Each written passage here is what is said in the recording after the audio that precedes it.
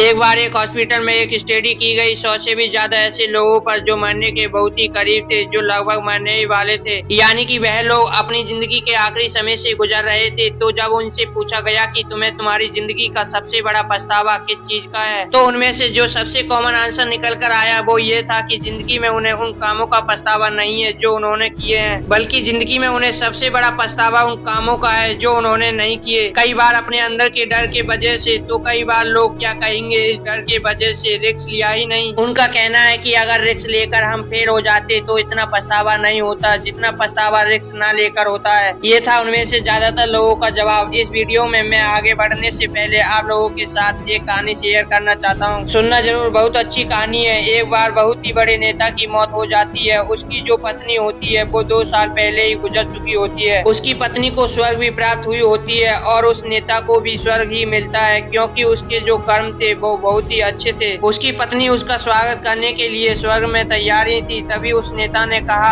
अभी रुको जरा, पहले मुझे अपनी अर्थी को देख कर आने दो। तभी उसकी पत्नी ने कहा कि अब क्या ही बचा, आप इस दुनिया से मुक्त हो चुके हो। उसने कहा, वो तो ठीक है, लेकिन मुझे यह तो देखने दो कि कितने लोग मुझे विदा करने आए हैं। तो जब अर्थी निकलनी शुरू हुई, दोनों वहाँ पहुँचे और उन्होंने देखा कि बहुत भीड़ थी। न्यूज पेपर में खबर छपी थी, कई सारे कैमरामैन वहाँ पर थे, टीवी पर न्यूज थी, फूल सजाए गए थे, आगे पीछे तोहफे थी, सैनिक चल रहे थे, मिलिट्री के ट्रक पर अर्थी निकल रही थी। और ये सब देखकर उस नेता का मन गदर हो उठा। उसकी पत्नी ने पूछा कि इतना खुश क्यों हो रहे हो, तुम्हारी अर्थी निकल रही है और तुम इतना खुश हो रहे हो। तो उस नेता ने जवाब दिया और कहा कि अगर मुझे पहले पता होता ना मेरे मरने पर इतनी भीड़ आएगी तो मैं कब का मर चुका होता। इंसान जीता ही तो इसलिए है कि उसके मरने पर इतनी भीड़ आ सके। आप भी किसी दिन चले जाओगे इस दुनिया से, लेकिन सवाल यह है कि आपके मरने पर कितने लोग आएंगे और मरने के बाद कितने लोग आपको याद करेंगे और कितने दिनों तक याद करेंगे, कितने सालों तक आप इस दुनिया में याद किए जाओगे। दुनिया में करोड़ों लोग जन्म लेते हैं और करोड़ों लोग मर जाते हैं और कोई उन्हें याद नहीं करता। और कोई उन्हें याद क्यों करे, याद करने लायक कुछ करेंगे तो ही लोग याद करेंगे ना। क्या फायदा अगर ऐसी जिंदगी जी भी लिया तो, जिसमें आपके मरने पर सिर्फ मुश्किल से 100-200 लोग आए और कुछ टाइम बाद वो लोग भी भूल जाएं, क्योंकि आपने किसी के लाइफ में इलेवेटिव नहीं किया, ना लोगों का भला किया। लोगों को छोड़िए, आपने खुद का भी भला नहीं किया। अब दूसरों के लिए तब करोगे ना जब खुद के लिए कुछ करोगे। सोचो आपकी जिंदगी का आखिरी वक्त चल रहा है और आप याद कर रहे हैं कि आपने जिंदगी में क्या क्या किया। कई सारी चीजें ऐसी होगी जो आप करना चाहते थे लेकिन मरते दम तक नहीं कर पाए। पूरी जिंदगी फालतू का काम किया। कई सारी चीजें थी जो करना चाहते थे लेकिन कर